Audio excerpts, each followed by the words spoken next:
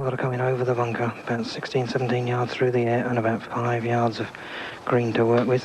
Floating the club under the ball, landing on the front of the green.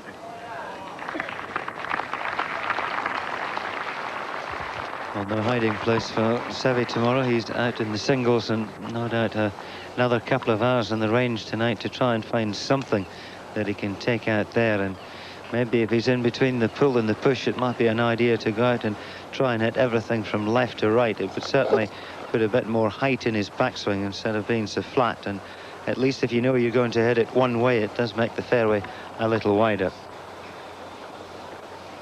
Still, you can't be brilliant every day. He was wonderful yesterday with David Guilford. It was a joy to watch as we watch the third shot here of Phil Mickelson from the back trap.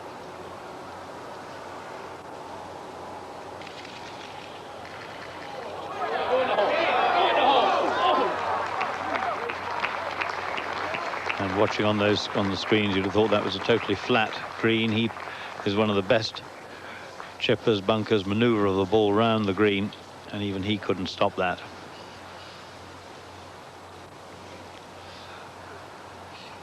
But remember, 3 up, 3 to play, the Americans looking for that half that will be good enough.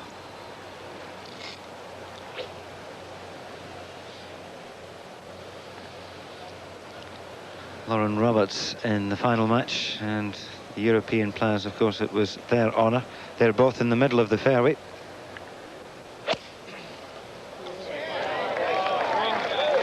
And I think by the reaction of the gallery, so is that one. There's the 2 European ones, almost directly on the same line. And looking up at the way the wind is, and Pavin played a very low shot off this tee this morning. He got the ball well back in the stance and tried to drill it in from the right-hand side. And he may well do the same again. As soon as you're in any doubt of the wind and the shot allows, then keep it as low as possible.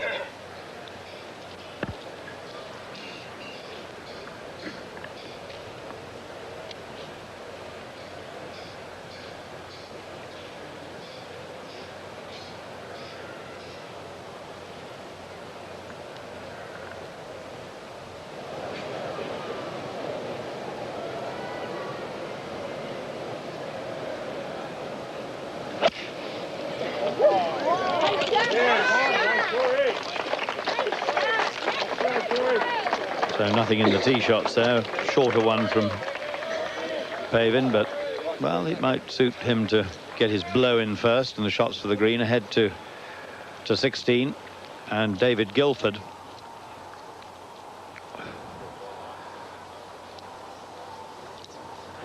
Well, somewhere from behind the green on the left there, a spectator seems to have thrown a ball over. It's come running onto the green, but Seve just picking it up and discarding it. David Guilford next to Pat. He's got a birdie putt for a 3. And in all probability, he needs to hold it to keep this match alive. Both Americans have reasonable chances of par 4s. strange happening that, because it's similar to years ago, a much more crucial moment in the Halo in Bernhard Langer closing moments. A ball was thrown onto the green at the moment that Irwin hit his second, and for a moment people thought that it had confused. I don't know what the thinking behind that is. At least a sort of silent version of You're My Man. It won't affect the concentration of Guilford, but not his best effort. So an American 4 will be enough to secure the second American point this afternoon.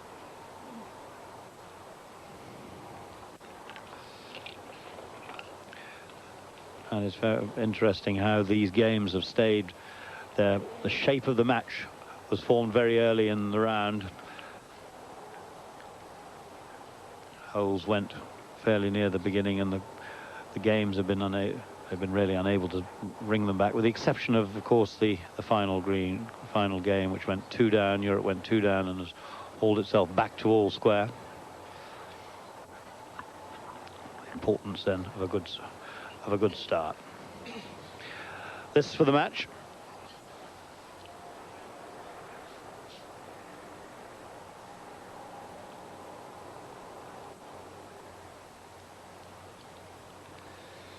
the Americans once again go into the lead in the series.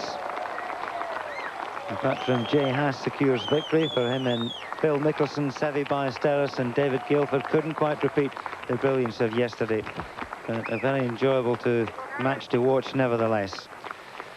For the singles tomorrow, well, you wonder about the form of Ballesteros, but he's been in worse places on many occasions and still managed to get round in 69 or 70. You never know, that might be good enough for a point.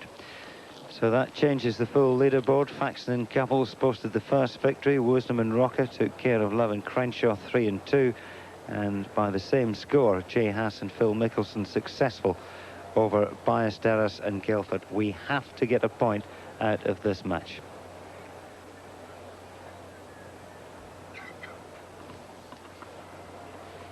Corey Pavin's got one. He's got 125. Get up. Go. And almost single-handed, he's been the dominant shot. And for a moment that was close, now miles away. Pitching wedge he had there in his hand, and that's the...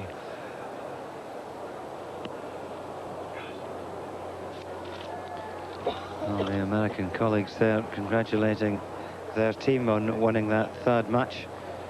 And we'll maybe try and grab a few words from them after. But before that, we'll watch the second shots here at the 14th. And we've seen what's happened to Pavin, so you can imagine how difficult that pin placement is.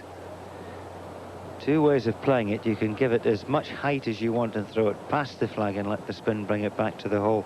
Or you can get the ball back in the stance and play it below the level of the trees so that the first bounce is forward.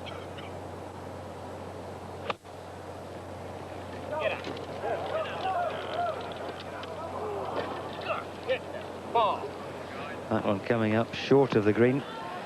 And Corey Pavin a long, long way away. A chance here perhaps for the Europeans, Larry Mize. Well, it really is. Corey brought it back on the front fringe, so he's got a long putt for birdie. Nick's got it about 113 yards, and Bernhard hit a great shot off the tee. He's got 102 yards, so they've got both of them have wedges.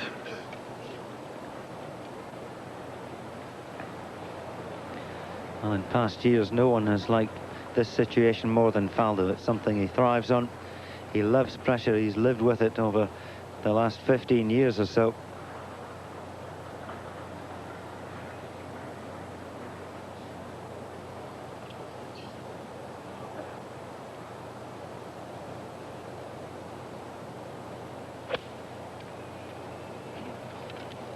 He likes the look of the line, but it's not far enough up. That's going to wander back to the front of the green as well. The difficulty here as well is it's downwind, and you get the feeling the wind's going to help it up towards the flag. But Faldo and Pavin so close to having perfect second shots there, and all the reward is putts from around 30 and 35 feet. Langer's got about 102 yards. You should have a pitching wedge uphill to this green. The tough thing is it's right up on top of this tier, so if you land it short of the pin, it's just going to come back down to the front. He's got to fly it far enough to stay on top of the tier.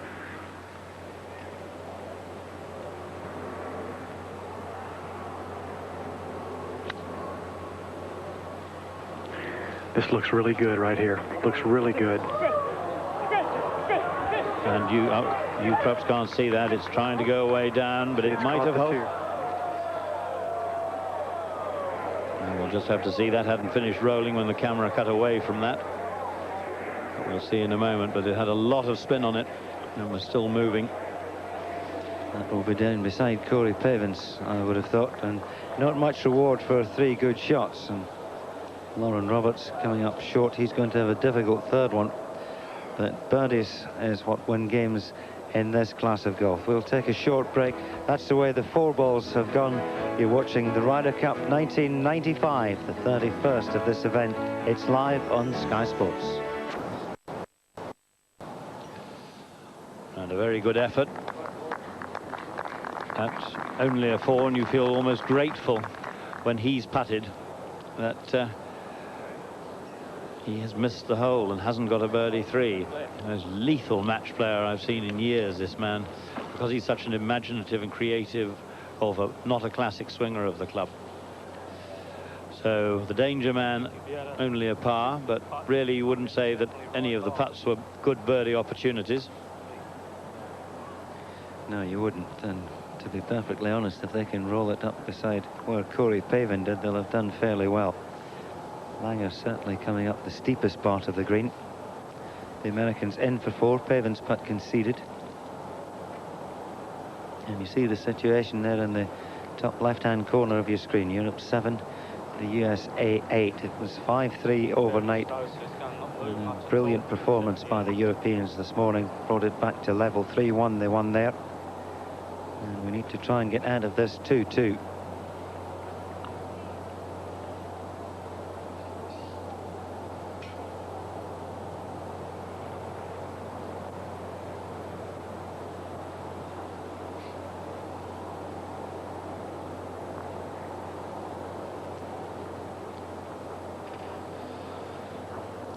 Well, not the best ever, perhaps allowing a little less than he might because of Pavin's putt.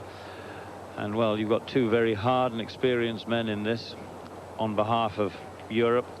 And you think back to Langer's lone battle at Kiawah Island 4 years ago in the singles, was that epic moment. Fred Couples is very nervous about the whole situation, I must say. But you also think about Nick Faldo and his recovery at Muirfield in 1992.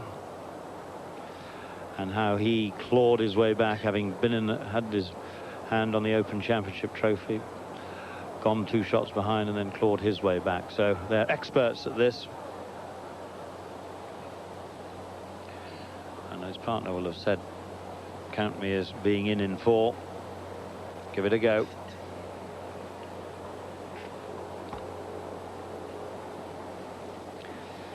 Hands over the eyes to get rid of the low sun.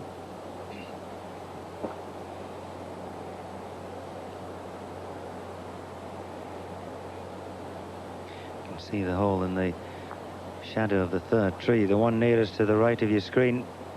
They'll run at the hole, and that should be good enough for a concession, another half, and they'll go into the last 4 holes, which are quite spectacular here at Oak Hill. You know the 15th and 16th fairly well. Not too many matches have gone to 17 and 18, but you get the feeling that this is going to go all the way to the clubhouse. There's 4 holes left. It's all square. 7-8 the score at the moment. And if Faldo and Langer can pull something out of the bag here, they'll start the singles all square. That's the way the 4 balls have gone, and what a day it's been for Costantino Rocca. Good performance with Ian Woosnam today. Brad Faxon and Freddie Couples ably disposing of Sam Torrance and Colin Montgomery. Well, there's the 15th from the air. The only pond in this course. We do have Allen's Creek, which comes into play in the front 9. And the pin in a precarious position just on the front left-hand corner over that front bunker.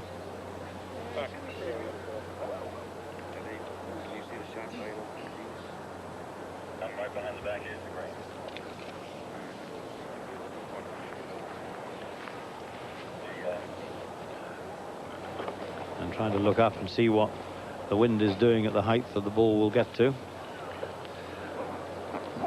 Europeans honour.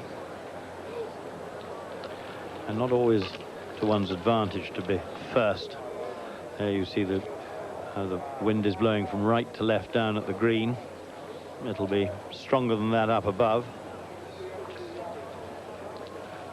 So Larry, club and wind direction? Well, they've got 168 to the tee, to the hole. So I think they're going to be hitting a 6-iron downhill to this hole.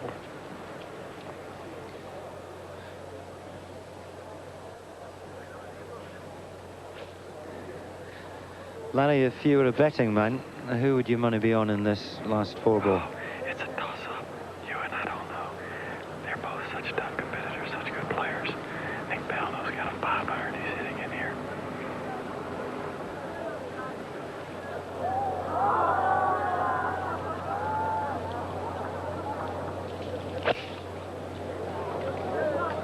Quite looking shot. He likes the look of it, eyeing it up and down. Just a little too long, but he's done the right thing. He's got the first shot on the green.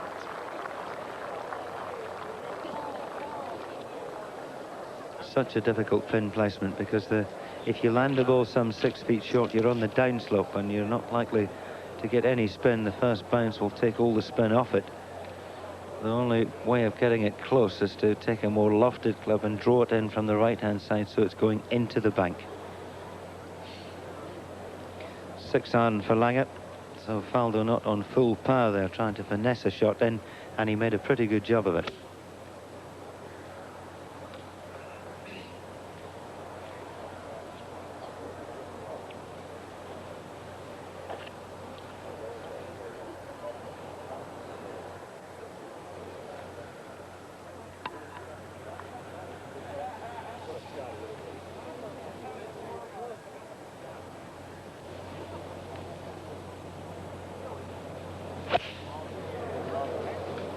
That's a bit left. Go, said Pete Coleman. And it went, but it was too far left. When you see the twiddle at the top of the follow through from Lange, that's usually the sign that it's left of target. Never mind, they got one on the green.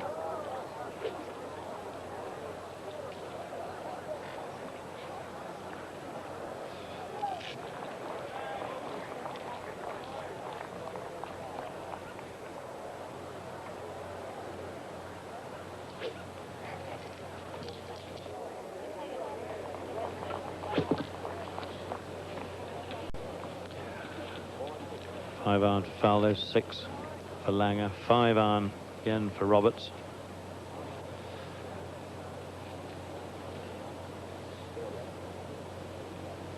That's going out for the right bit. But that's the good side to be if you can find the spot between the pin and the water. You get the flatter and the uphill putt. Last to play, Corey Pavin. And look how cool Faldo is there. Why, when he does get a sniff of winning tournaments, he goes ahead and does it. Heartbeat very slow. Total patience he has when he needs it.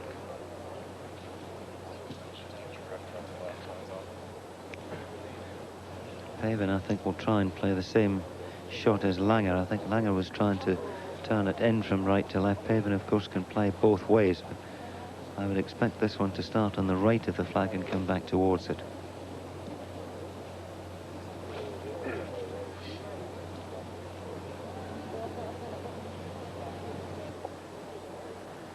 There's just thousands of people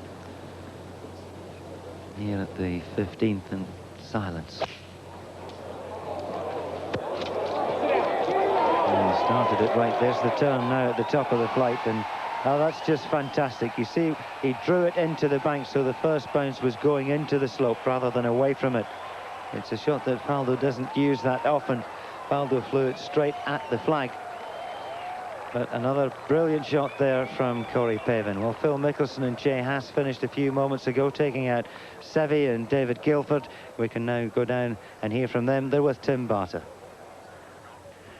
Well, Jay, a tremendous win there. I'm sure beating Seve Ballesteros in the Ryder Cup always a bit special, even though he wasn't on great form. Exactly. Phil and I talked about it early, that he's a great champion, and you know, he was going to try his guts out, and he did. We were fortunate to get away with the win.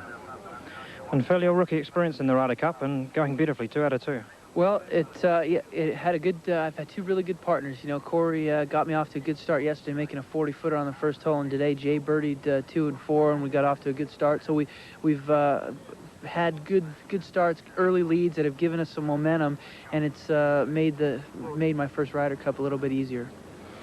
So, Jay, I saw on the way around that you were working very much as a team. I know you've played in one Ryder Cup before, but Phil seemed to be advising you and back and forth. You know, we worked as a team in practice. We played in the President's Cup last year. We didn't get a chance to get paired there. We've always wanted to play together. I think we meshed well as a team. He was pumping me up, I was pumping him up. And again, the first couple holes there for me to get a couple early birdies, that meant a lot. I was 0-2 coming into this match, and Phil said he wasn't going to let me be 0-3. So it was good to have him on my side. Great stuff. And Phil, just one final question. This Oak Hill course, really a very worthy venue for a Ryder Cup. It is, and it's in excellent condition. The rough being high has been leading to a lot of not very many halves. You know, a lot of wins and losses because if you miss a drive, you know, you're struggling for par. And the greens are lightning fast. It's just in an excellent condition for this championship. Well, thanks very much to the American pair, and good luck to you tomorrow in the singles. Thanks again. Victorious American pair of Jay Haas and Phil Mickelson, 3-2 victors over Seve Ballesteros and David Guilford. That's given the Americans a 1-point lead, 8-7 at the moment, but a titanic struggle out at the 15th between Faldo and Langer and Corey Pavin and Lauren Roberts. Wonderful array of shots in there, and I have to say, Larry Mize, the shot of Pavin was sheer genius.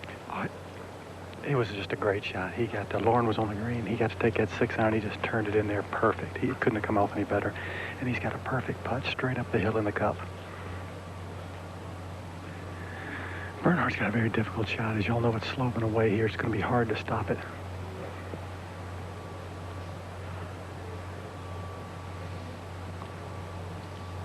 Just look how open that face is. Face looking at the sky, and Langer underneath it hit the flag. That was his only chance of getting it to stop.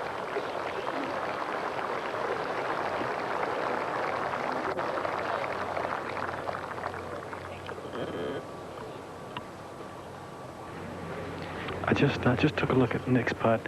As y'all know, from sitting right up above there, his ball is going to break severely from right to left, and he's got a little bit of a rise right between him and the hole, so it's going to be tough to gauge the speed on this putt. Lauren has a long putt also breaking from right to left, but it's not quite as difficult as Nick's because he doesn't have that rise to go over. He's farther on the low side of the green. But I can't tell you again, Corey's just got it perfect. He's got about 5 feet straight in, straight up the hill.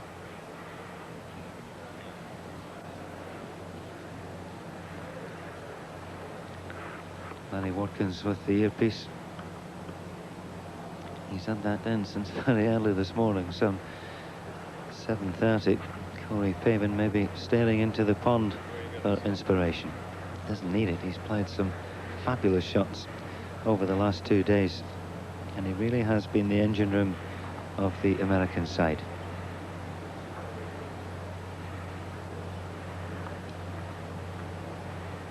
Difficult situation for Faldo, because in the back of his mind he'll probably believe that Corey Pavin's going to make a 2, but he doesn't have to go mad and rush this one at the hole. It would make Pavin's job very easy. That's right. I was just thinking, you must make him make his 2, whatever else you do. And one wonders, from the way Larry Mize described this hole and the putt of Faldo, just whether it's possible to get it close. I tell you guys, if he's not careful with this and runs it too much, he'll even have to putt for par before Corey putts for birdie. And that's a very, very good point indeed. Every member and every wife of both teams now will be following this match, and still a day to go. You might not think it.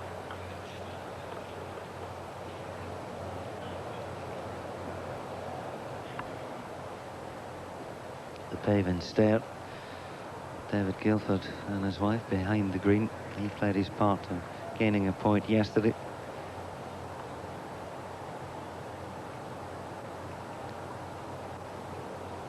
Just look how far right he's aiming. Gets to the top of the slope. It's downhill all the way now. Downhill and side hill. And Larry Mize is going to be correct. I think it could still be Faldo's putt. Remember, Langer has an outside chance of making a 3.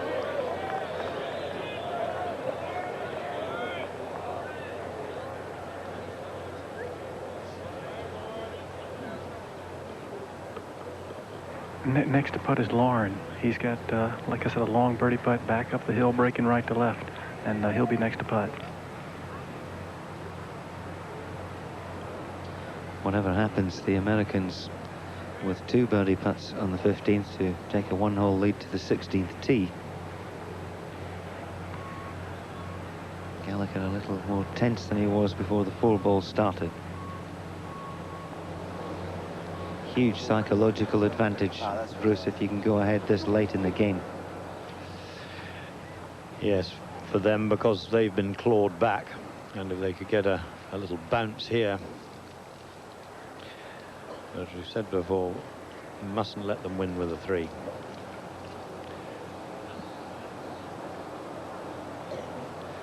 Conversely, of course, now, at this precise moment, if the Europeans do get away with a 3, it's a bonus for them, or we're away with a half.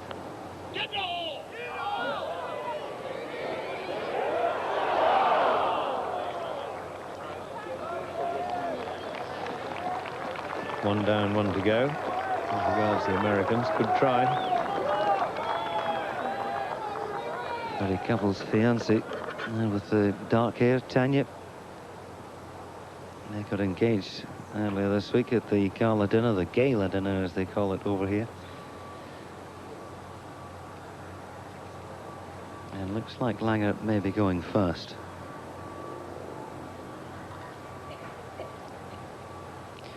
Shot of the day so far obviously will go to Costantino Rocca, but that came a very close second, the tee shot of Pavin there. What's it?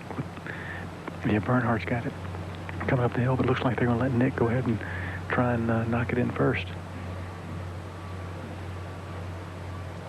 No, I'm wrong. Yeah, we're going to let Bernhardt. That's what I don't know what I'm thinking. It's late in the day. Sorry, guys. And you're a long way from Georgia, I know, Larry. You've got enough sun cream out there, I hope. Yeah, Bernhardt's got it going right back up the hill. I tell you, the way he putts, I expect him to knock this in and make Corey make his.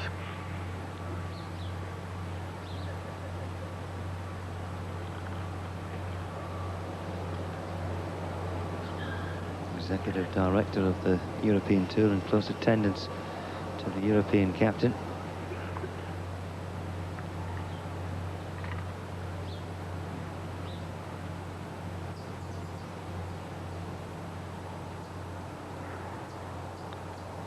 Beautiful stroke. Beautiful stroke. One of our chances goes.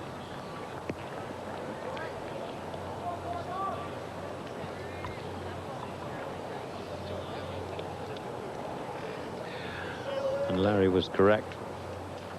And how about this for the other putt that went right 4 years ago? It was more definitive than the ultimate result. And it was a shorter one, but that was actually going through my mind as well. We'll be witnessing scenes like that tomorrow afternoon. Question is, which flag will be flying? Now, we know Faldo's first putt came from the right, so opposite direction this. Looks to be aiming just on the lip. It may need more than that. Brilliant. Brilliant.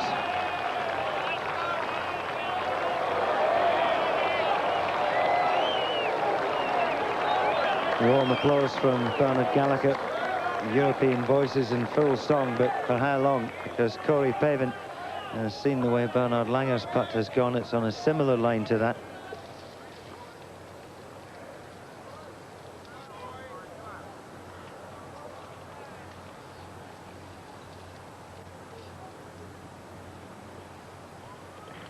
Yeah, that was a nice putt for Nick, because Bruce says you want him to have to make it. But I looked at this putt, and I don't see any way he's going to miss it. I mean, he could miss it, but I say this one's dead in. Having watched him for 2 days, I'm afraid I have to agree with you. You don't have to.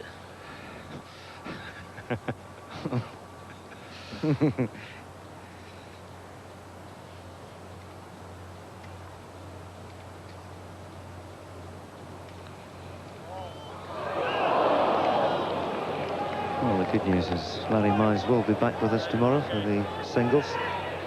But huge disappointment there for Corey Pavin. The putt didn't match the tee shot. And I do think you and as I say, the Europeans will leave that green in a better frame of mind than the Americans. That's a great escape.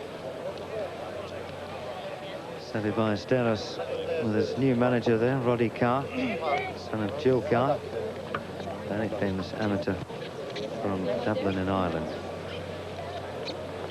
Corey Pavin and Lauren Roberts, along with Faldo and Langer, off to the 16th tee. It's amazing just how tight these first 2 days are. Swing goes with Europe, and then it goes back to America, and we have had toing and froing. The Americans started yesterday morning so well. And the Europeans started this morning so well, and I guess that's why they're pretty close up there. One match out in the course. If Europe can win it, it will be all square going into the singles. This is where they are now. Three wonderful par fours to finish. Great, long, tough monsters they are, and either side finish with 3 fours. I think it's unlikely that they'll lose. This, the easiest, perhaps the blandest of them. The fairway's a touch crowned across the middle, so the ball can fall away, particularly on the left-hand side, but it's so soft out there, unlikely to bounce off into the rough. Trees either side make it imperative that you hit the fairway, and then it's downhill a little bit to this green, which sits a touch towards you. 3 big bunkers, but once you're on the fairway, you really shouldn't miss the green, not at this level. And remember, we saw Davis Love reach this green with a drive and a wedge from the rough. European still with the honour. Beautiful light here in Rochester. Sunlight just glimmering on the autumn jackets of the trees. And you can imagine with 4 matches and 25,000 people, it's pretty evenly balanced. Around 6,000 a match. And they've all stayed on. There's none of them have gone home, and virtually the whole of the 16th fairway from tee all the way down to the right-hand side of the green line, some 10 and 15 deep. It's much the same at the left, and with the honour is Nick Faldo.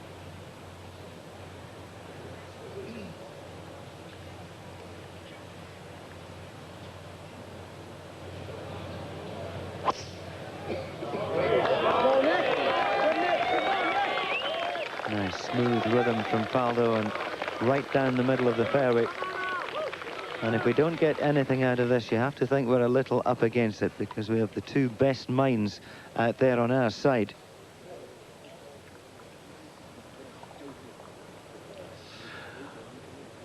Well, it wasn't the advantage to have the honour at the short hole. Often think it never is, but I do believe it to be that once you get to the longer holes, you put both your tee shots, and it is very important to put both in play. Gives you 2 goes at every hole.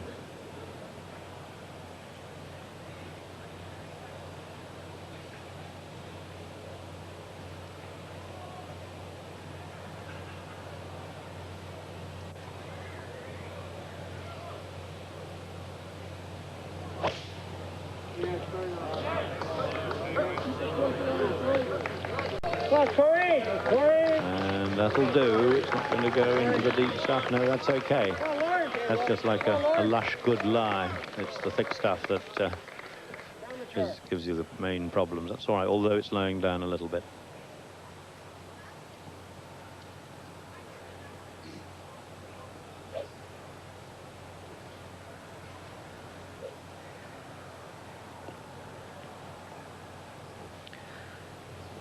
There was a doubt that Lauren Roberts was ever going to make the Ryder Cup side, not because he didn't have enough points, but because of some disc trouble in the base of his back, and he had the best part of 2.5 to 3 months away. 6 weeks off completely from playing. And it hasn't taken him long to find his form, but that one looks to be down the right side, and it saw it just disappear into the trees there. And there are a few gaps, and that's where the spectators have trampled the grass round. Now let's have a look and see if we can find out the reason for that. Pretty good position there, not quite the full shoulder turn, and maybe struggling to get the right hand and right arm in to square the club. Up comes the right side, and he knew as soon as it left the blade where it was going to finish. It's down in there somewhere.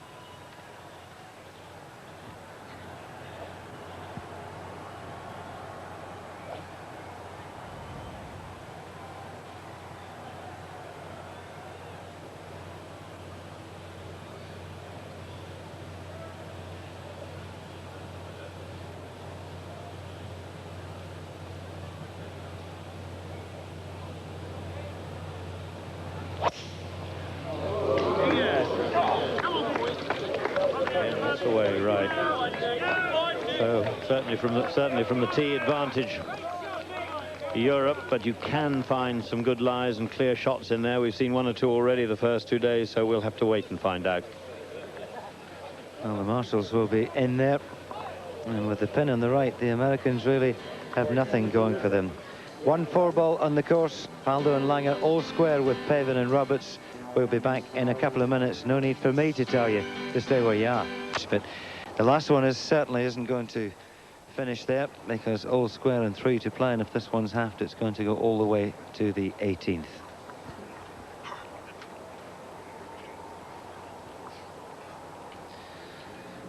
Corey Pavin's reaction to his tee shot. Roberts already in the trees on the right, and well, you know exactly what's going through his mind there.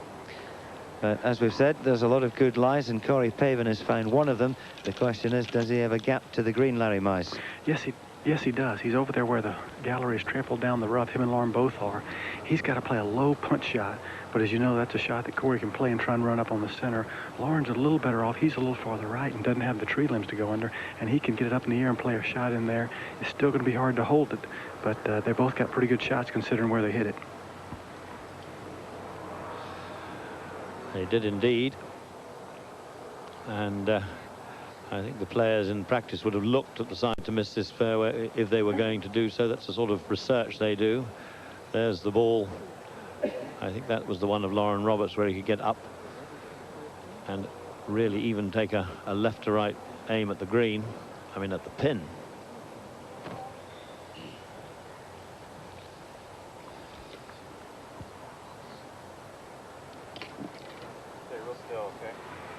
I tell you, I think one of the reasons people have been missing this fairway, it's a pretty simple hole, but the left quarter of the fairway slopes down to the rough. And I think everybody's worried about kicking down there, and they're trying to put it down the right side of the fairway where it's flat, and everybody just gets a little too far right and knocks it in the rough. The fairway doesn't play as big as it is because of that slope over there to the left. Yes, and since it's dried out, a bit more run in the ball, so that makes it more difficult if you fire your tee shot left. But the pin is on the right today. Pavin's got a decent lie. He's going to try and cut this in from the left.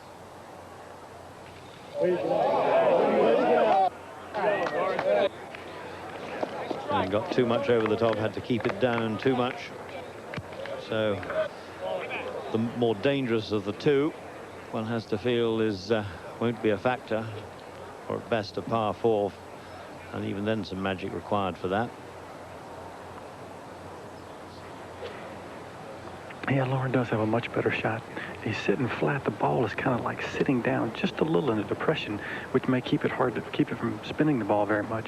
But I still think he can play a good shot over there to the center of the green and put it on the green.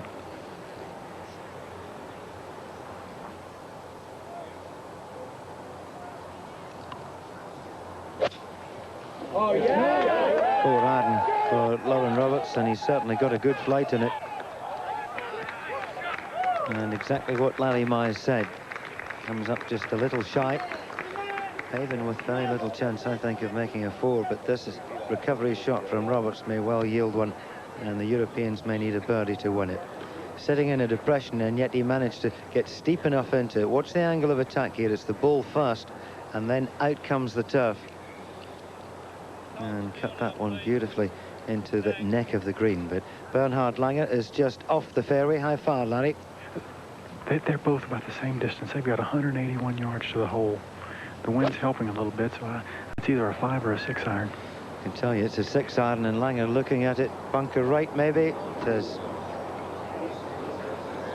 Faldo would have liked him to maybe hit the centre of the green, but Langer going for a 3 because he thinks that's what he's going to need to win, and he could well be right. There's his ball. At least it hasn't ended up in its own pitch mark, so that's a plus, and not far from the pin.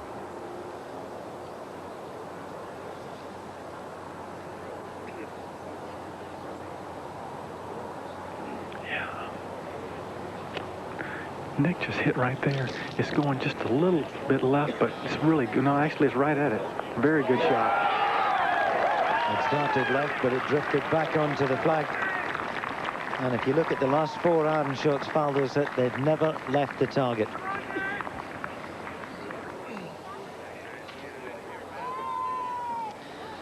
The last 4 ball marching down the 16th fairway of the Oak Hill Golf and Country Club here in Rochester State. The Americans not on the green in 2, Pavin in severe trouble. Langer over in the right-hand bunker, but Faldo looking pretty good for a birdie. Pavin furious at his mistake off the tee, and he carried that into the second shot. Well, who's your money on now? I have a feeling, you know, it's going to end up 8-8. Live on Sky Sports.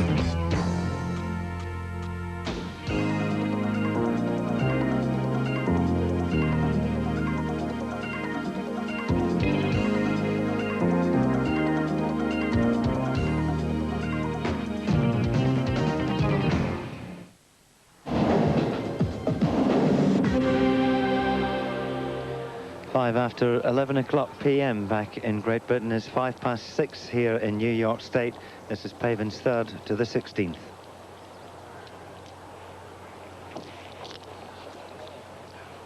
Well, everyone may have thought he was out of the equation, but he doesn't. In his way, he's like Ballesteros. Putt for a 4, and it may be of use. Who's to say? Now, Roberts, that was recorded.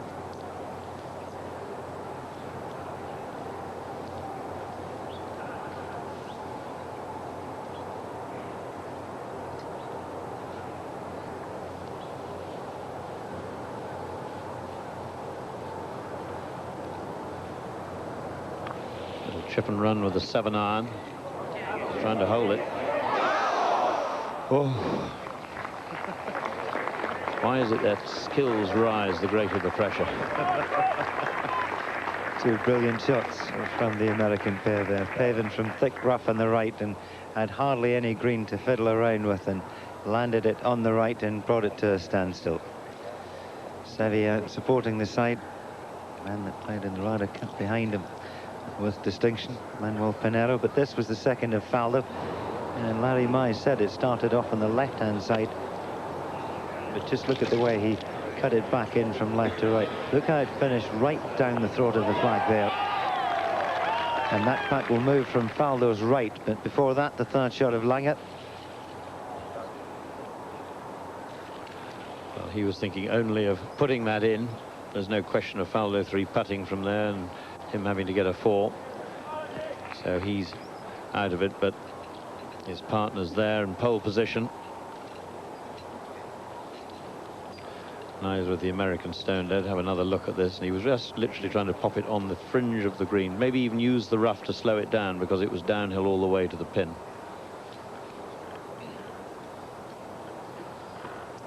Ken Schofield on the left pole, Rick Johansson. A foursomes win yesterday for Johansson, but no game today.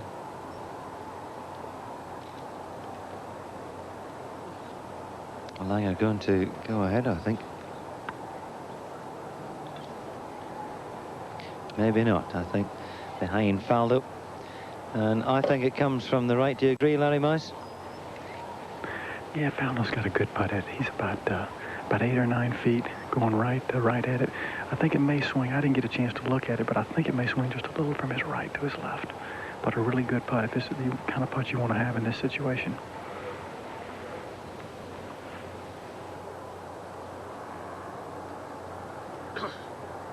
All the beauty at the last, a good one, and 13. This for a birdie to go 1 up at the 16th.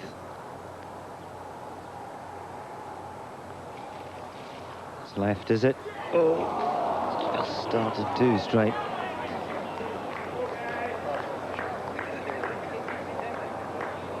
His Royal Highness Prince Andrew showing no emotion at all, and you can see Faldo there seemed to strike it okay, trying to get it in the left corner, and then the anxiety when it slips past the left-hand side. Disappointment as well, but remember the Americans have got 2 lengthy putts for pars, and first to go will be Corey Pavin.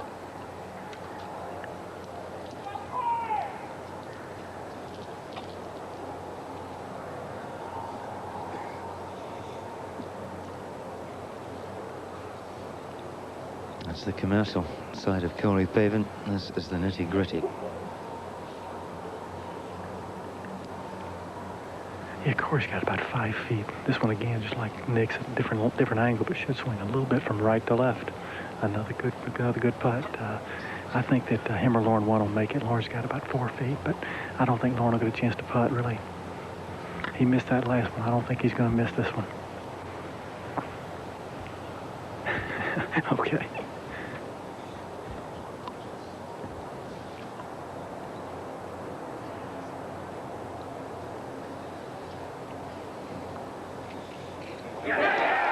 Seventeenth tee, they go, all square. 7-4. It was, and Roberts would have got one as well. But again, the momentum, the enthusiasm, the pleasure of the shifts back perhaps to the Americans, because a great opportunity missed there by Faldo.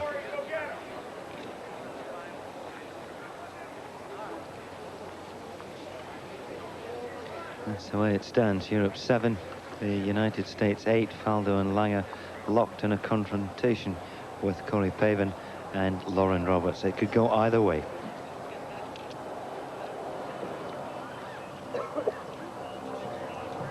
Well, the drama factor here in the final match of the 4 balls is, what, about 9.99 out of 10, if not 10 dead, and it's just Saturday. All that excitement still to come tomorrow. But of course, we're staying right to the end of this final match in the 4 balls. If you've tuned in for Rugby Union, Leicester against Bath highlights, that will follow straight after. In the meantime, just sit down and watch this as they go to the 17th tee. Perhaps another half hour of action. Just enjoy that before you have your Rugby Union. We're certainly doing that in the studio. Paul Broadhurst is still here, as is Butch Harmon, gripped by this final game. And Paul, just how good does it get? Oh, it's just incredible, really. You know, the atmosphere is fantastic. Good chance there for Nick, really, to go 1 up, but unfortunately the putt just slipped by, but hopefully that won't affect him on this next tee shot. Butch, what kind of influence could this match have on the overall bearing and the overall result? David, I think it has tremendous influence. I think it's important for either one of these teams to win this match, to take some momentum into tomorrow. I think what you're going to see here, this is what Ryder Cup's all about. This is match play at its best. You got some of the best players in the world playing it. I think the Americans are in a little bit of trouble. They both left their balls out to the right on the last hole. This is a very long hole and requires a very good drive, so it's going to be interesting to see what happens, and we're in for a great finish. Larry Mize is with them. The action now to be described by Bruce and Ewan. 2 match play champions in this 4 ball. Faldo, of course, and Corey Pavin. Nice shot. That has a certain meaty sound about it, that one did.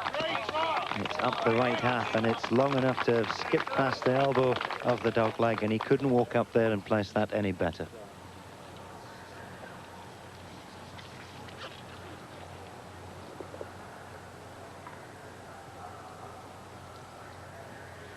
Good view from there of the 17th twin tees, it's called, because of the 15th on the west course. That wanders off away to the other side. The 16th there on the right-hand side of your screen. As Bruce said, quite an ordinary par 4 by the standards of this Oak Hill, and they do set high ones, I have to say.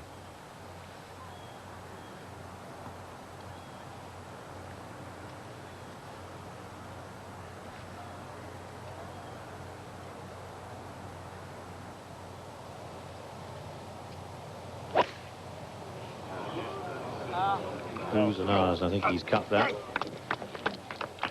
Oh, but it's in the heavy stuff. But lying okay.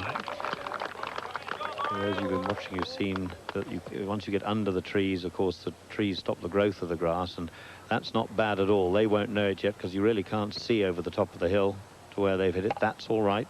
2 in play. 4 years ago, Bruce, I remember at Kiawah Island, they finished in the dark, and the sun going down now, and it's almost the same feeling. There's huge amounts of noise when the ball's flown into the flag, but when the players are over the ball, absolute silence.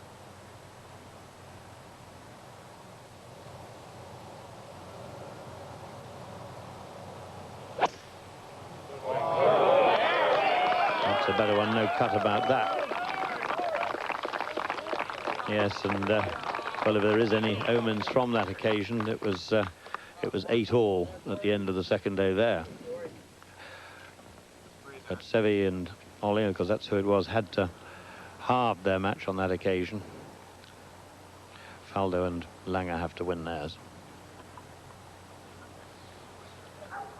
Every member of both sides out there now urging their team on. And that gives the player a tremendous lift. I think that you have the full support of not only the home supporters, but your teams there and loved ones as well.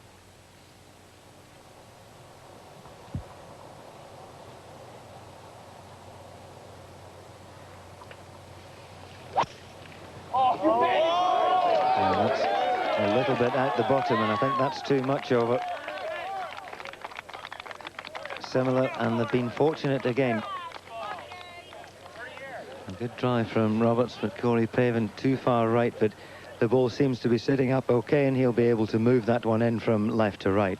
The shadows begin to lengthen over the beautifully manicured fairways of Oak Hill. what a day it's been. If you've been with us from the very beginning, we're glad to have had your company. But you know, it's not over yet. There's still a couple of holes left. Can Faldo and Lange bring the Europeans level? A better special Saturday here in Rochester. We're at the 17th, looking back from behind the green.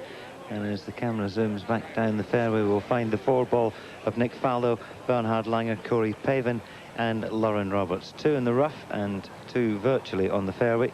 In fact, Faldo is. And Faldo's certainly the best tee shot. Okay, Lauren Roberts right down the middle. He's got 221 to the hole. He's got a 4-wood. Pin's cut on the front right over the bunker. Any breeze to speak of, Larry? No, it's really very calm right now. It's late in the day. Everything's died down. The conditions are just perfect.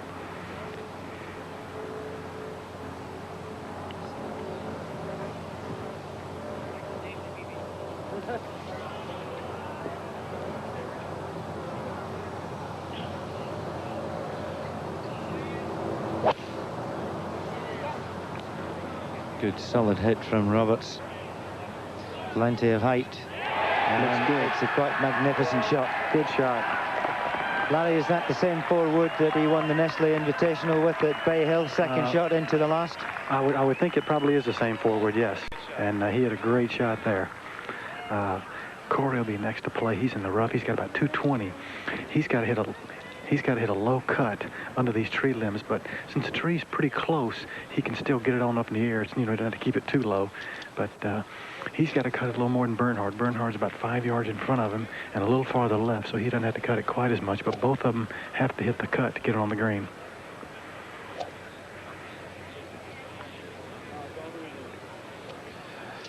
And always a little bit harder to put spin on the ball from lush grass.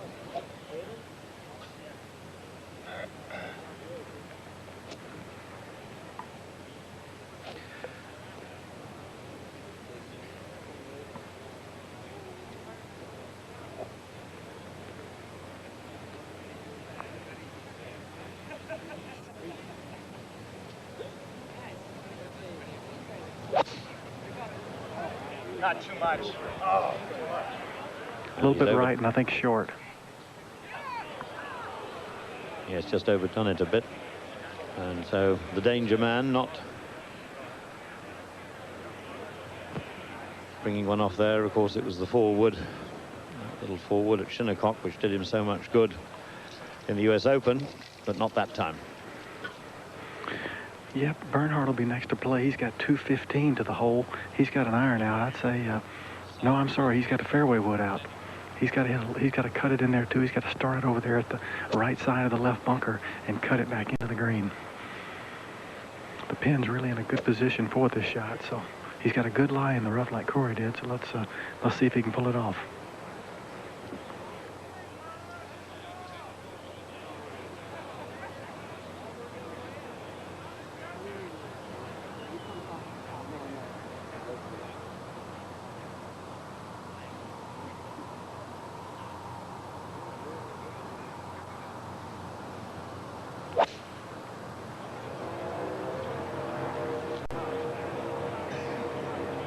That's pretty good. A touch long perhaps, but it's on the putting surface. So not a lot to choose between these two, and Faldo, of course, bang in the middle of the fairway in a very long drive. So he's done the best he could really from there, Langer. Well, Nick's just driven it perfect. He's in the right side of the fairway. He's got 194 to the hole. And he's got to hit a little cut in there again if he wants to put the ball close. There's no right to left into this pin. You got to take it at the center and let it fall right toward the pin. Yes. Different view from Bernhard Langer's shot there, and that's where it came from, high up in the sky. And getting just a little chilly out there. Temperatures tonight will plummet down to around 47, 48 degrees. Good weather again tomorrow, no rain expected. Now, Faldo's last 4 iron shots have been very, very special. And he requires another one here. He needs to fade this in. Then he'll be pitching into the bank, rather like Pavin did in the reverse way at the 15th.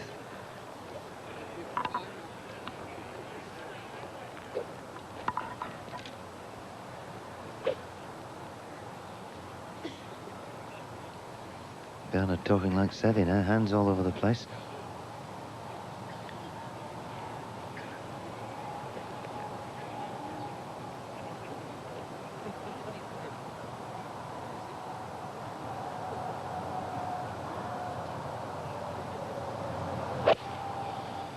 Well, he certainly started it off on the left, but it's wandering over at the top of its flight. 3 iron. And just overcut it. It was a sensible shot from Faldo because Langer's on the green in 2. And Pavin, well, and Roberts not really threatening a birdie 3.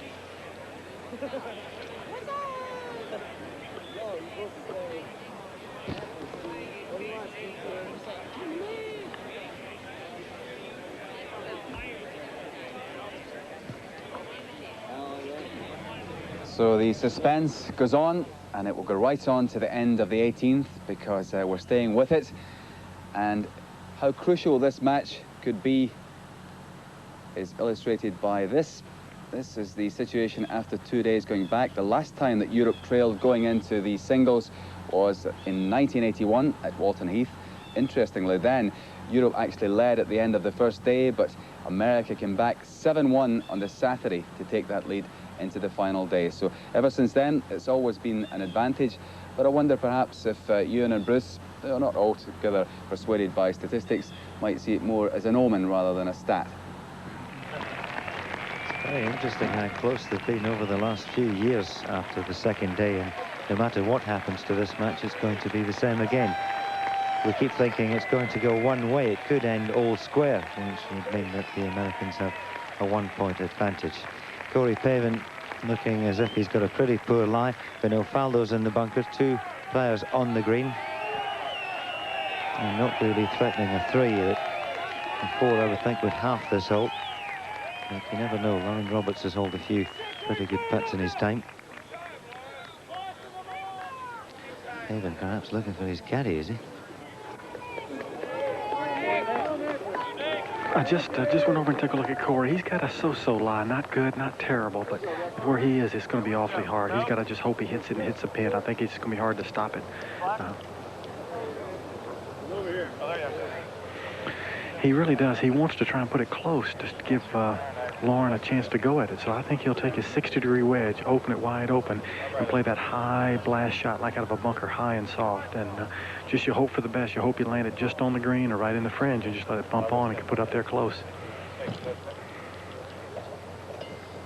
I think his query there might have been whether it was actually his shot.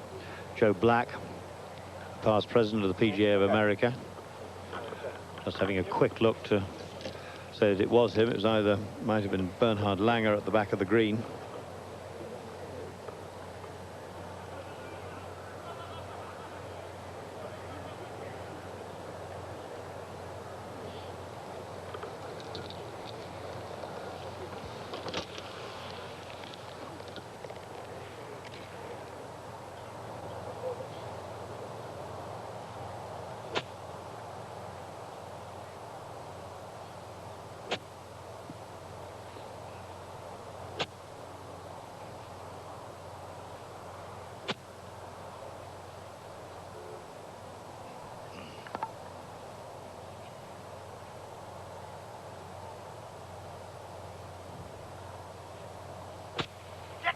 Slips the club underneath, and it's an exquisite shot from Pavin. Not too many people could have got it that close from there.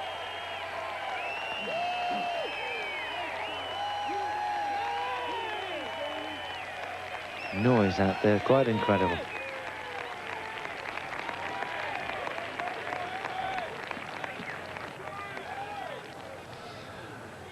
Little clutches of players and officials and wives and friends and, well, all the people with the blue armband allowed inside the ropes. The red ones have to stay close there. And there's the ball of Faldo, a little too close really to that tongue of rough for comfort, but lying okay.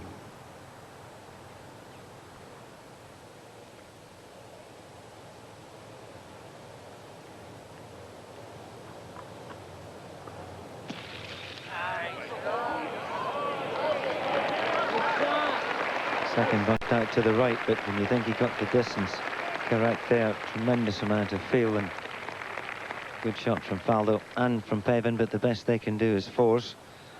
Lauren Roberts and Bernhard Langer on the green. Let's take another look at Faldo's shot there. He does lay the face a long way open, and if anything gets ever so slightly inside it there, and that's why the ball starts to the right. Quite a decent lie, right up against the cape of the bunker. Explosion of sand all over the place, and two high-class shots from Faldo and Pavin. Oh, you can't get a longer putt, I don't think, than this, Bruce, at Oak Hill. Just having a look, it's 32 yards in length from one end to the other, and this is sort of across it, so it's at least 32, 33.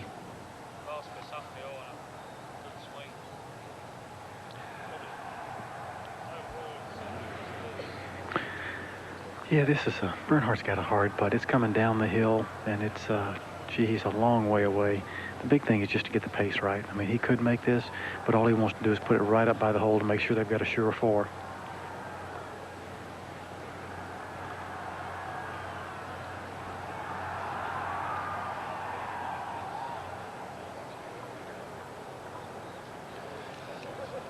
And of course now all 25,000, those that are left of them, and I suspect it's just about everyone, concentrating on this game. These stands were filling up while the players were still on the front nine. All the matches were still on the front nine.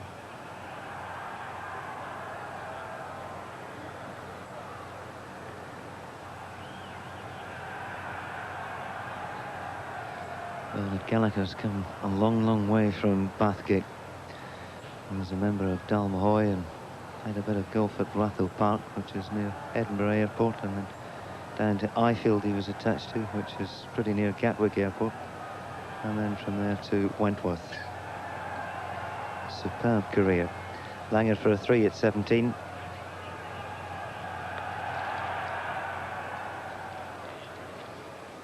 Hang on, hang on, hang on. Well, that really is quite magnificent. Was a truly wonderful pattern for a time. It looked as though it might well go in, but he knew the importance of putting that dead. The last thing they both wanted, and in fact that's been conceded. Nice gesture,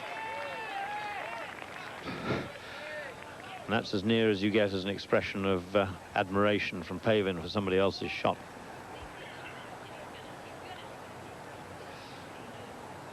And I still think, Bernard, that there's that there's quite a lot of pressure on Lauren Roberts here to get this dead, but he is a good putter. Yes, he is, and he's putting up the green. You saw how Langer's ball started to drift away to the right, so he's putting more into the slope. But these are wonderful pictures, you know, and the pictures you'll see in magazines over the next couple of months or so. Spectacular sunshine and the autumn trees, a wonderful splash of colour with all the gallery, and as you say, thousands and thousands, and very few people have left before these matches finish this afternoon. Whatever happens, the last one's going to the 18th. It's a question whether the Americans can go to that 18th tee one up.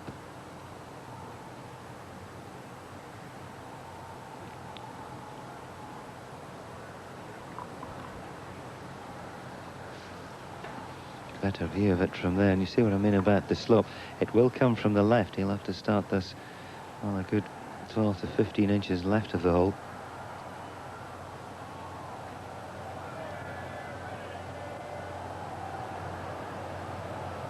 Putting stroke this very much from the shoulders.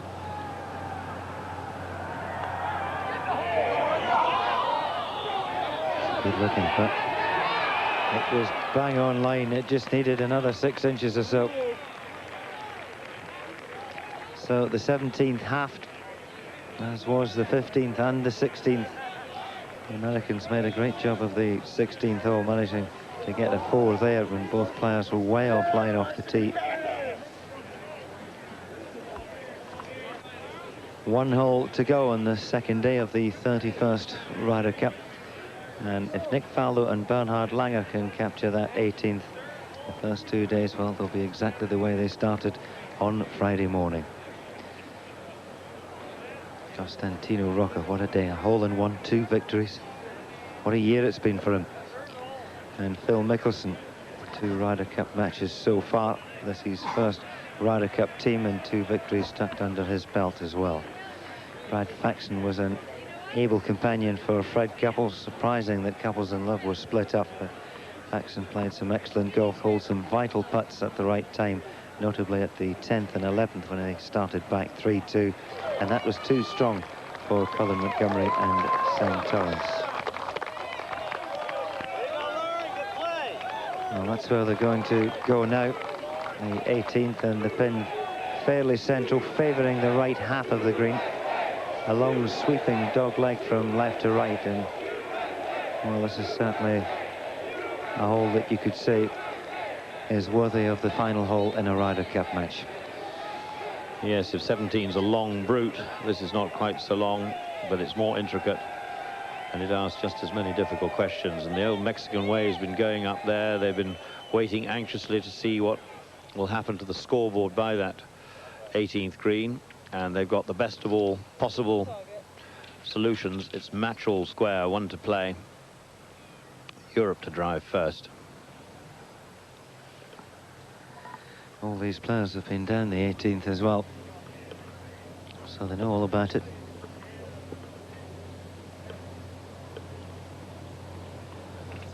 Faldo, remember, had the honour and leaked his drive over to the right, but that will be far from his mind.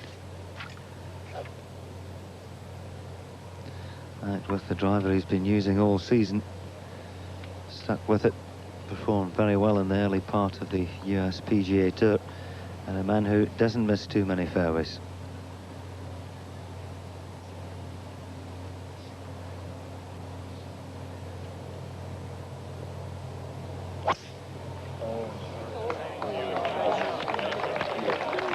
Started it down the left, drifted it in. He missed his fairway yesterday, and that's superb shot. Absolutely superb. Got the left to righter. It's a shot he's been working on to produce under the moments of crisis, and he did.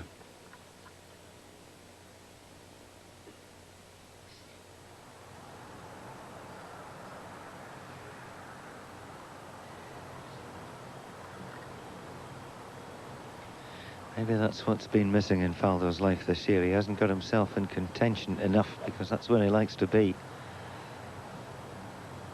That's why he's totally committed to the sport. Now, Bernhard Langer, something of the same down the left. Nice to have 2 balls in the fairway and have a crack at the green twice. And if he can find the short stuff, the fairway will shrink before Pavin and Roberts stand up in the tee.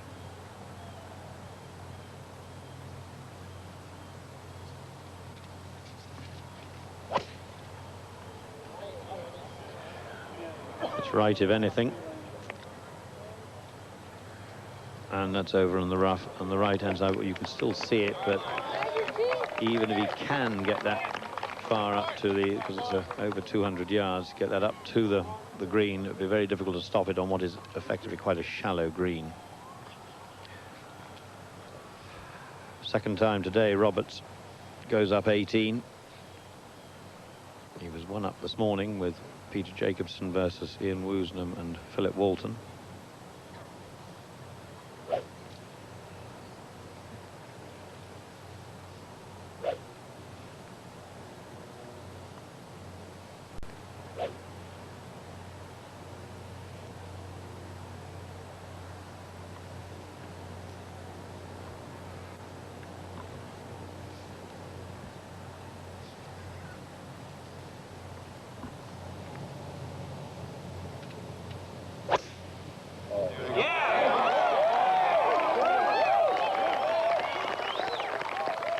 Pretty good. He's not the longest of hitters by any means, but that's taken the shortest route to the green.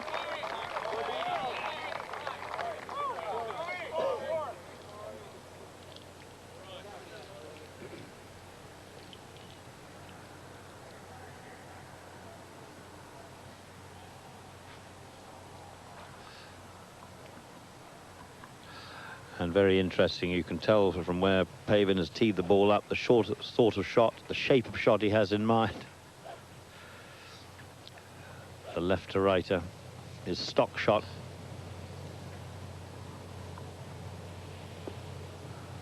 Of course, much wider if you use that shape of shot, and there's no room to start it down the right if you're going to draw it. So the 18th dictates what tee shot you need. And that may have started too straight. That's wandering over towards Bernhard Langer's. And we can also see that, and it looks not too bad from the lower camera either. Well, if you needed experience, you've certainly got it, because Faldo and Langer have played a total of 71 Ryder Cup matches. The whole US team have played only 2 more, 73.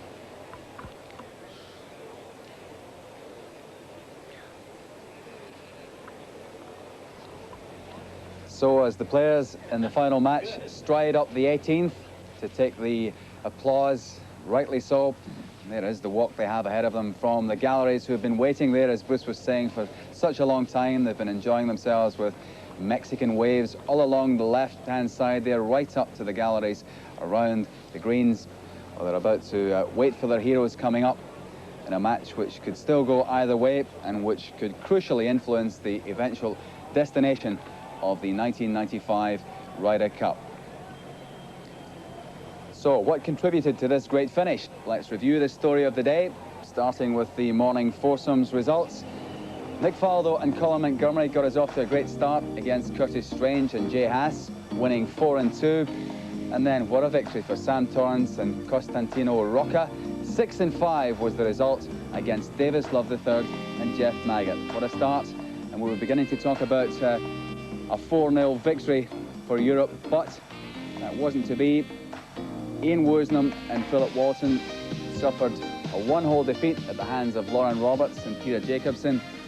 But then Bernhard Langer and David Guilford, that combination, came in with a 4 and 3 victory ahead of Corey Pavin and Tom Lehman.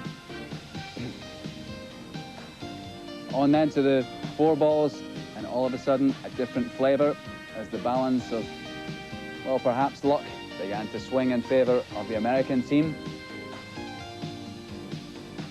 The early matches, Sam Torrance and Colin Montgomery was the combination, but they were beaten 4 and 2 by Brad Faxon and Fred Couples.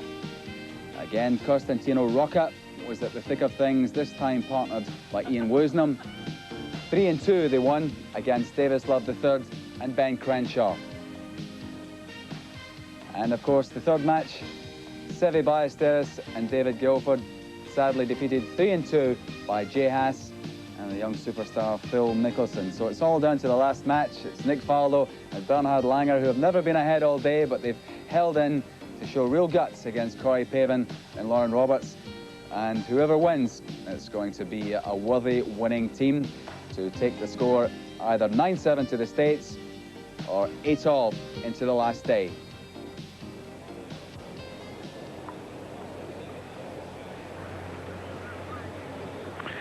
Yeah, I've checked. Nick's going to be first to play. Nick's got 187 to the hole. And I've checked him over in the right rough. Bernhard and Corey both have pretty good lies. Corey's ball's probably sitting a little bit better in the rough, but Bernhard's got a flat lie, and Corey's got a little bit of a downhill, side hill lie. So neither one of them are easy shots, but considering they're in the rough, they're in pretty good position. They might be able to get on the green from where they are. But Nick's going to be first to go.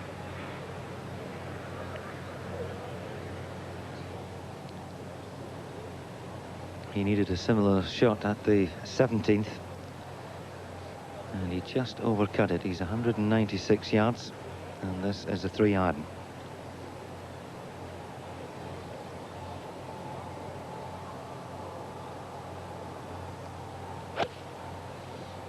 Clean as a whistle, picked it right off the top of the turf. Now, has he got the distance right?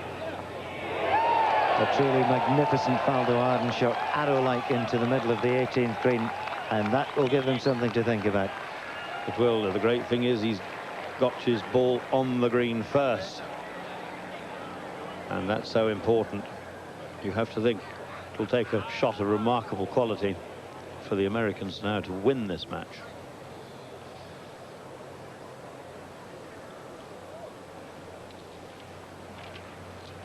Yeah, Corey's going to be next to play. The tough thing about his shot is not that he's in the rough, but as you can see, the ball's below his feet and a little bit of a downhill lie, so it's going to be hard to elevate the ball. Corey doesn't hit the ball that high anyway, and you've got to get the ball high in the air to stop it on the screen, so this is going to be a tough shot. It was a great shot that Faldo hit. I mean, that's all he's looking to do, as I said, just put the ball on the green. Now the pressure is on the Americans to put one up there.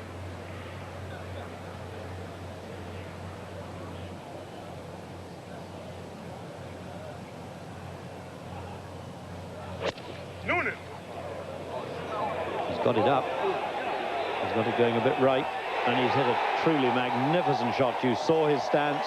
You saw how it was lying. And that was, well, only a guy with fantastic hands could have hit a shot like that. I would have to say he was very fortunate to get a lie to play a shot like that. We've seen a lot of people in that right-hand rough, and every one of them have laid up short of the bank. But, you know, you have to ride your luck. He got it, and it was a quite brilliant second shot. And, you know, he's quite clever from just off the edge of the green. There's still within a chance of a 3 there. 5.5 hours they've taken to this point, so it's going to be close on 6 hours. Not because the player's been that slow. I remember a huge amount of people watching one match, and that does take a little bit of extra time. And if it took 7 hours, does it really matter? This is thrilling stuff.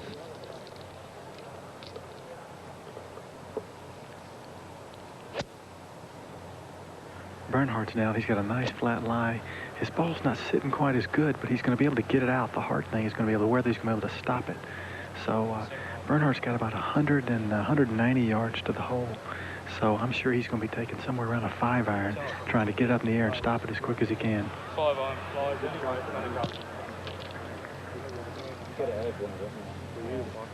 In fact, you heard the voice of Pete Coleman there say 5-iron it is.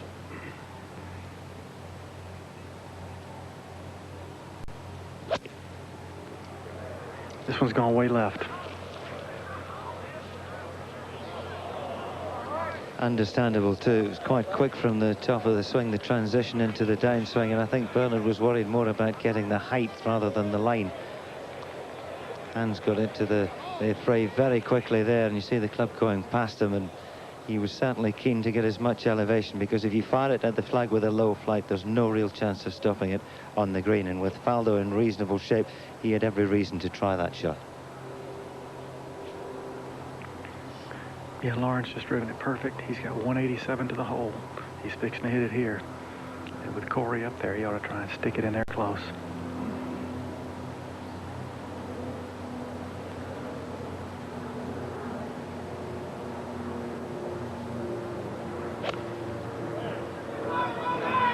Poor iron, he doesn't like it. I think he's hung on to it. It's on the green, and at any other time that would have been a classic shot, but with Faldo in there around 25 feet, Roberts was looking for something better. But the worry for me would be Pavin. Yes, the one thing that, or his greatest problem, is the fact he's coming downhill very steeply. He's at the back of the green, and it's very fast, as we've seen in these greens, without a day of over the day of sunshine. It's dried out, and they have got very quick. Well, let's listen to this, because, as I say, just under 6 hours, and all 4 players deserve a huge round of applause as they come up to this 18th, and I'm sure they'll get a classic American welcome.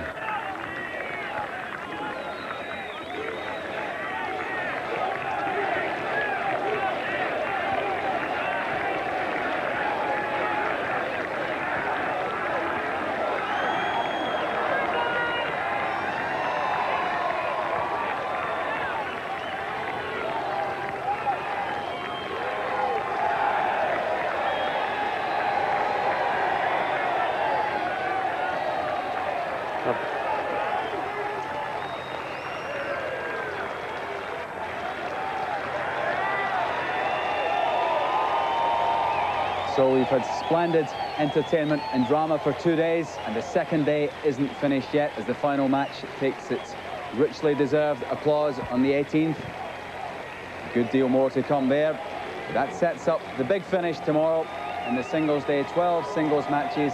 It's live, it's exclusive on Sky Sports. That's tomorrow at noon. We'll take you right through, and what that promises ahead depends very much on how things finish tonight, because as Ewan and Bruce rightly remind me, there was a half option before I mentioned possible 9-7 for USA, 8-8, but of course it could be 8.5, 7.5.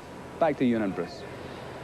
David will excuse you a minor slip like that with the way things are going here at Oak Hill, and the way things have gone over the last couple of hours, I'm not sure it will be a half. I'm sure there's going to be a little sting in the tail with this final 4-ball match. You can see how close to the hole Pavin is, and his shot is almost directly downhill, and because he's quite near the front of the green, all he has to do is just lift that on maybe 15 or 16 inches in the air, and from there on it's a straightforward run down a chute almost to the hole. Just look at the colour of that tree there left of Lange. These are spectacular pictures, spectacular moments, and they will go down in the history of golf. We've had a couple of cracking matches over the first 2 days, but the one everyone will remember will be this final battle here.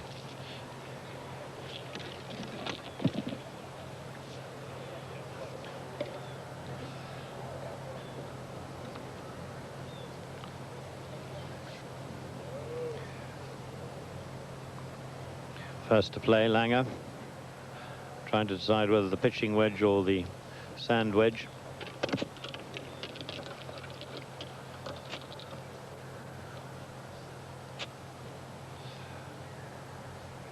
And a lot of swing from left to right. But important if he can get this close and, as ever, give Faldo a free one.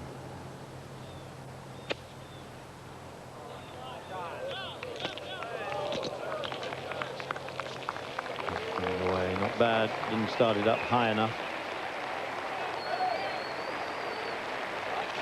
And there may well be an occasion for Lange to go first before Faldo putts. But prior to that, it's the Americans. What will be interesting, Ewan, is whether it's Pavin or Faldo to putt last.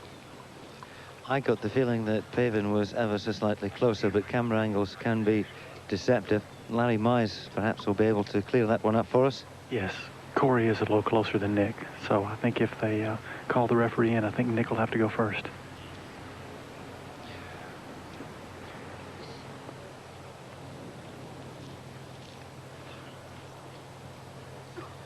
Mustn't forget Lauren Roberts, of course. You saw how much Lange's chip shot swung from left to right, and he's going to be faced with a similar problem.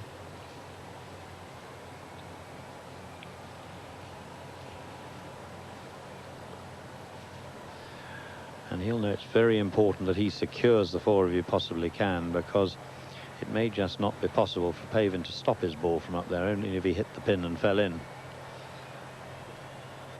It may be that severe and that quick.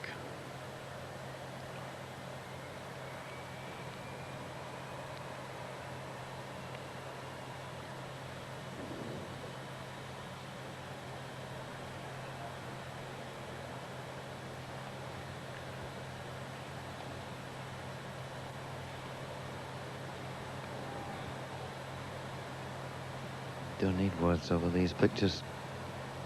Dramatic tension.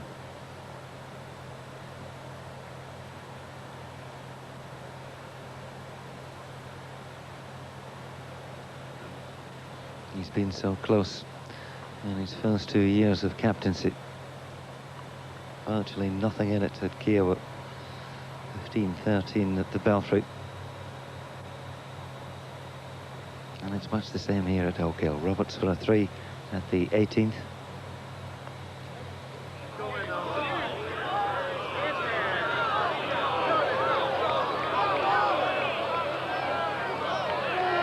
All in all, it's a very, very fine putt. I thought when it was halfway to the hole it was going to finish 10 or 12 feet short. But it's not dead.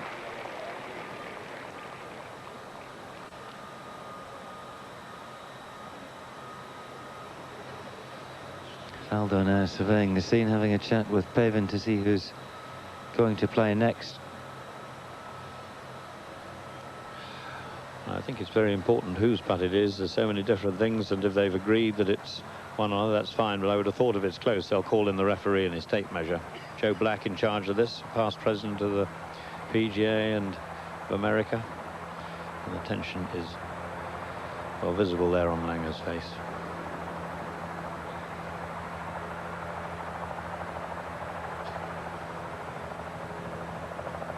When you look at the ultimate pressure in Ryder Cup matches, Langer never seems to be too far away. And the ultimate pressure in Ryder Cup is the ultimate pressure in golf.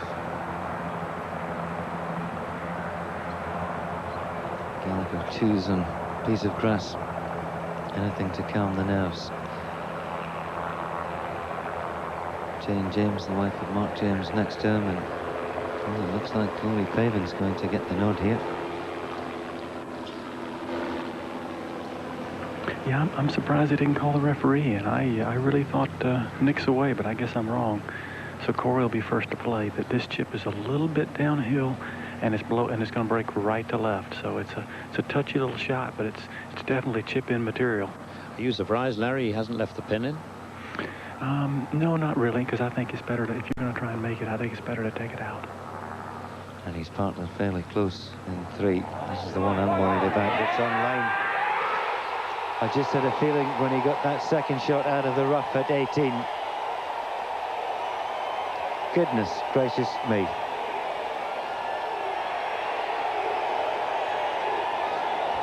Well, well, well. And was it travelling?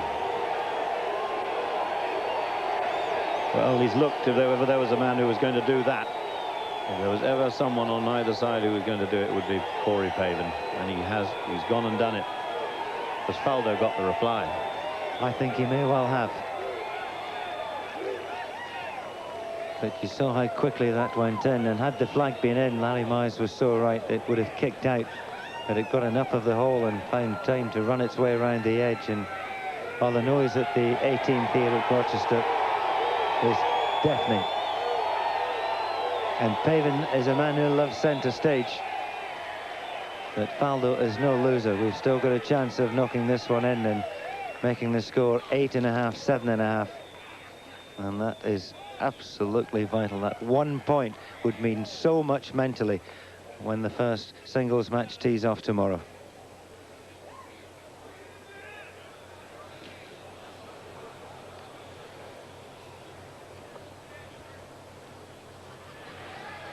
He won't have heard that noise, Faldo. He'll be concentrating totally on what he's got to do here, and it's a putt that has a reasonable swing from the left.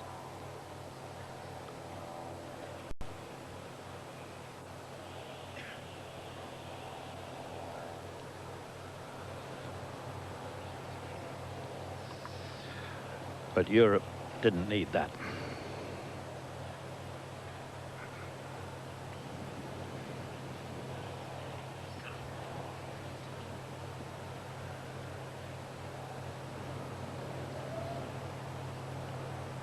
All things calm down again. Hang on, says Faldo to himself. He's not sure. Well, it's certainly worth another look. He knows how important this is mentally to the side. It's only a point at the end of the day, but it's only been a point in 1991 and a point one way or the other in 1993.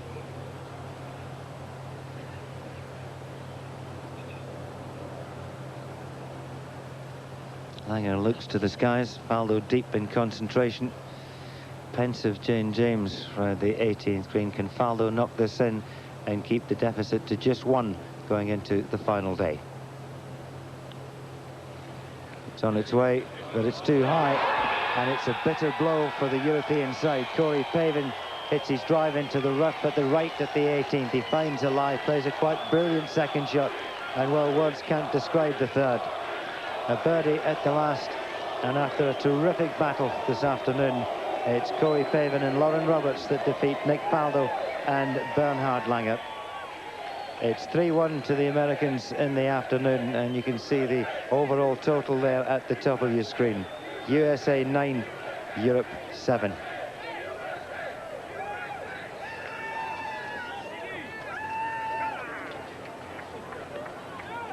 So Europe go into the final day trailing for the first time since 1981.